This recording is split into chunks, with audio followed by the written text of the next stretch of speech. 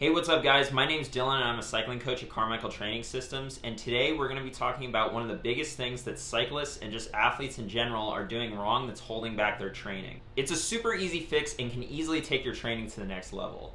I'm talking about doing your recovery rides properly and planning a recovery week. Stick around to find out why doing this simple workout correctly is such a big deal and can make or break your training.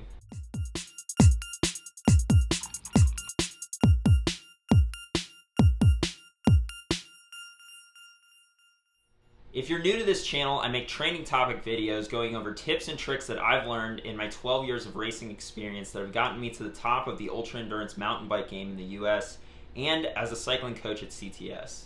I also go into the science on your training questions, so if you want to learn how to get faster or just more about sports science in general, be sure to subscribe to this channel. And if you have a training question, leave it in the comment section down below and I'll either answer it down there or do some more research on it and make a whole video about it.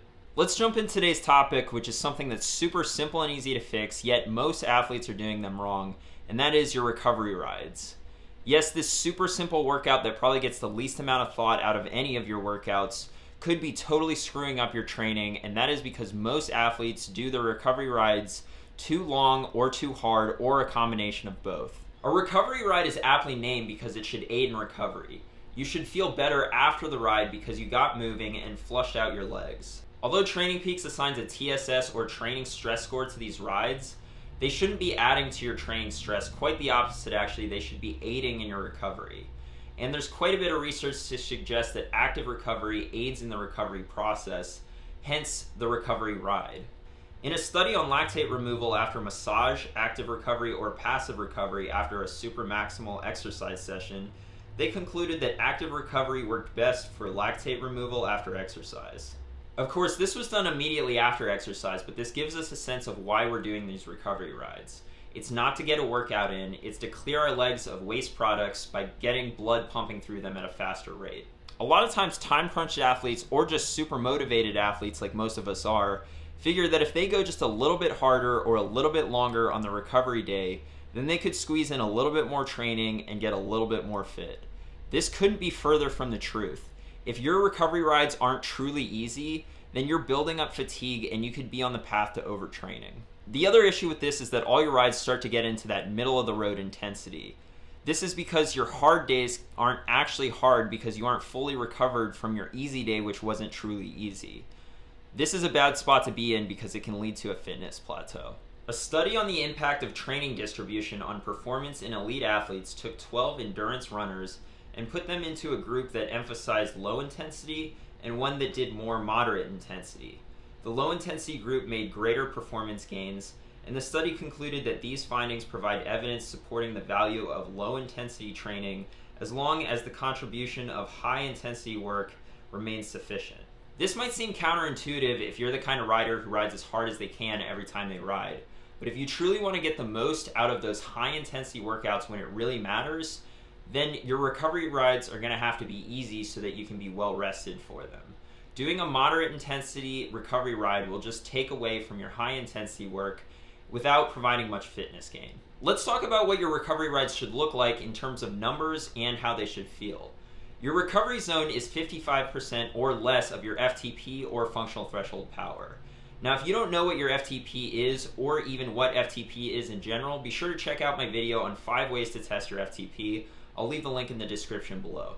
Let's say your FTP is 300 watts. That means that your recovery zone is 165 watts or less. This doesn't mean try to average 165 watts on your recovery ride or try to ride towards the top of that recovery zone to maximize the workout. This means do not go over 165 watts on your recovery ride. Your average power should actually be a lot lower, around 95 to 115 watts. Yes, that low. Sometimes so easy that you're averaging 2-digit power numbers, especially if you have a lower FTP than our 300 watt example here. Now, if you don't have a power meter but you have a heart rate monitor, then your recovery zone is going to be 70% or less of your threshold heart rate. However, most of your recovery rides are going to be done quite a bit lower than this. For example, my threshold heart rate is 175 beats per minute, but most of my recovery rides are done at around 100 beats per minute, which is 57% of my threshold heart rate. What should a recovery ride feel like? It should feel extremely slow, embarrassingly slow actually. you should barely be putting any pressure on the pedals, just enough to keep moving forward. If you decide to do your recovery ride with other people and they're going harder than you want to go, then just let them drop you. Getting influenced by others to go hard is a great tool on your high intensity days, but can totally ruin your recovery workout. In terms of how long a recovery ride should be, you want to shoot for between 45 minutes to an hour. There's no point to doing a longer recovery ride. Remember, we're not trying to get in time in the saddle, we're trying to recover from work that we've done on previous days. If we look at a recent recovery ride I did, we can see that I had an average power of 103, a max power of 139, an average heart rate of 94, and a max heart rate of 107. Now this ride was done on the trainer, so the max power is really low, but these are the kind of numbers that we're shooting for. The ride also only had a TSS of 10, which is hardly anything. This is typical for recovery rides because the intensity is so low. An important point I want to make is that your recovery ride should have as little elevation gain as possible. The flatter, the better. This is because climbing, even if it's done at a low power, is going to create tension on your muscles, which we don't want. If you're a mountain biker, then stay off the trails on your recovery day. Mountain biking requires big surges in power, and it can be almost impossible to stay in your recovery zone on most mountain bike trails. Another thing I'll say about doing recovery rides is that if the weather is less than optimal, then just do them indoors on the trainer. I'm all for going outside and gearing up despite the cold and wet, but recovery rides are the exception to this. Riding really slow for an hour just to get really cold won't help you with your recovery, and putting on a ton of gear just to do a simple recovery ride can be draining. As far as how many recovery rides to do in a normal week of training, I usually like to do just one. I usually have 2 rest days, and one of those days will be active recovery, and the other will be completely off.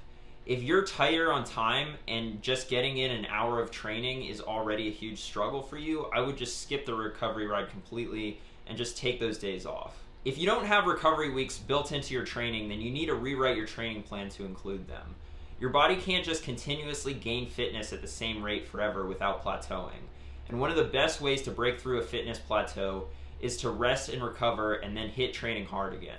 You also gain fatigue while you're training, and if you just keep on piling on the fatigue without giving yourself a week to recoup, you could easily end up overtraining. A typical pattern might be 3 weeks on, 1 week off.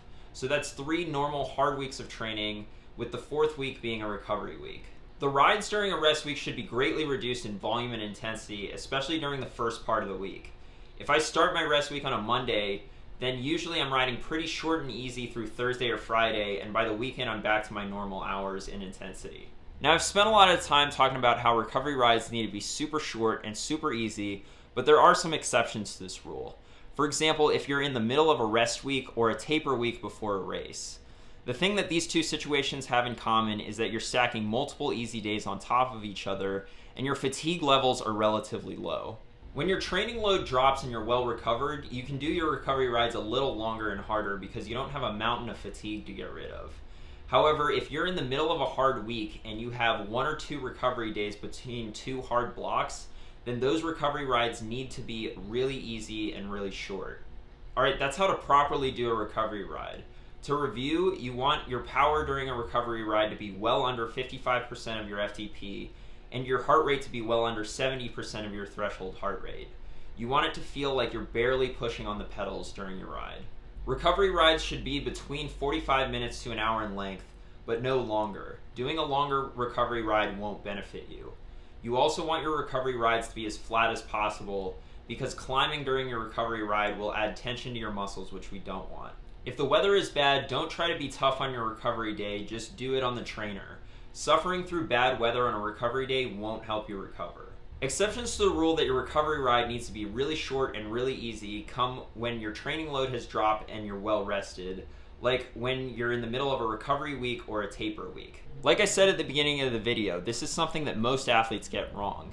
If you're truly doing your recovery rides easy though, you're setting yourself up for a better season because you're less likely to overtrain, and those high intensity workouts that need to be hard can be high quality because you're well rested after your recovery day.